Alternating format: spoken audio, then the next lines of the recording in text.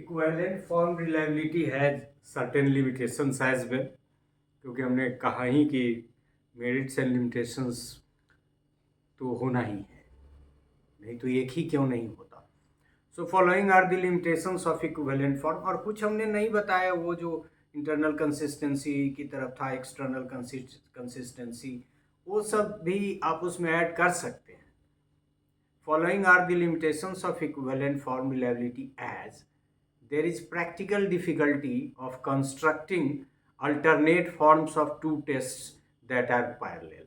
यदि आप इसको स्प्लिट हाफ या फिर टेस्ट रिटेस्ट की से तुलना करेंगे तो इसमें यह कठिनाई तो है ही कि 2 बार मेहनत करनी पड़ेगी, 2 फॉर्म पैरेलल बनाना पड़ेगा, फिर इस तथ्य की गारंटी लेनी होगी कि दोनों इक्विवेलेंट है, डिफ़िकल्टी लेवल सेम है, कंटेंट में भी बहुत हेर फेर नहीं है, ये सारी चीज़ें देखनी होंगी। So there is a practical difficulty 2 बनाने में।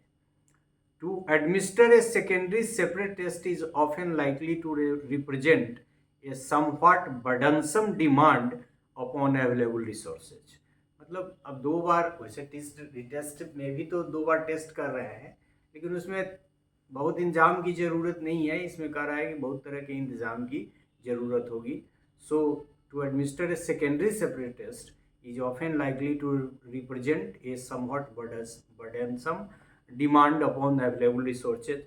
मतलब कई बार एक एडमिनिस्टर करने में जो चीज़ें हैं सब को रिपीट करना पड़ेगा, तो कठिनाई तो है ही। Its administration requires the each persons time twice, वो तो उसमें भी है, लेकिन स्प्लिट हाफ की तुलना में स्प्लिट हाफ वैसे भी इंटरनल कंसिस्टेंसी को मेजर करता है, एक्सटर्नल कंसिस्टेंसी को मेजर करता है, तो इसमें 2 बार समय देना और उसके लिए तैयार होना, उसका ये कठिनाई तो है in comparison to split half. You can say it can lead to comparison errors if the tests are not similar in length और डिफ़िकल्टी। क्योंकि आइटम की संख्या सेम होनी चाहिए, कंटेंट सेम होना चाहिए, डिफ़िकल्टी लेवल सेम होना चाहिए, और यदि ये नहीं है तो कंपैरिजन एरर्स होगा और सब्सिक्वेंटली रिजल्ट इफेक्ट होगा। There is practical constraint to retest the same group of people.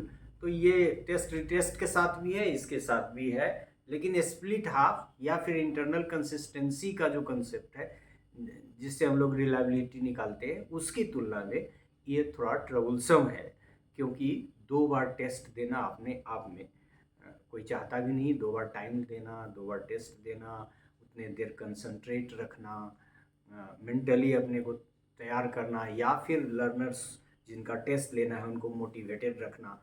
So these are the limitations of equivalent form reliability. Thank you for this part.